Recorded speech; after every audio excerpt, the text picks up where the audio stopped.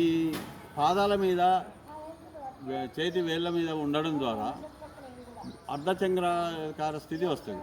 ఆ అర్ధచంద్రాకార స్థితిలో ప్రతి అవయము ప్రతి ఎముకలు అవన్నీ వంగి ఎట్లాంటి అంటే ఇక లంగ్స్, హార్ట్, ప్రతి నరము కదలిక ఏర్పడి బ్లడ్ సర్క్యులేషన్, ఇది కూడా జీర్ణశక్తికి బాగా పనిచేస్తుంది. నడుము నొప్పి ఉన్న వాళ్ళకి ఇంకా మంచిగా పనిచేస్తుంది.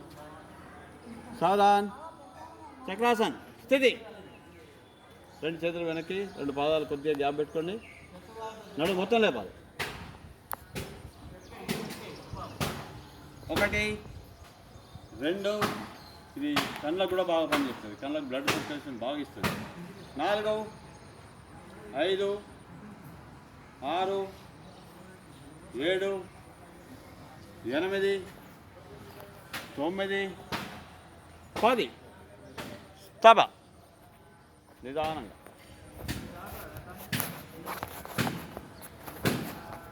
కాలు చెప్పండి. ఇది మీ కళ్ళు తెరవని విమర్శం కదా. కళ్ళకి ఎంత బ్లడ్ వచ్చింది. శిరశాసనం వేస్తే ఎంత ఎట్లయితే వస్తుంది. శిరశాసనం కూడా మీకు ఇది రాలేదు. వస్తుంది బ్లడ్. అందుకే కౌంటింగ్ ఎక్కువ చేస్తుంది.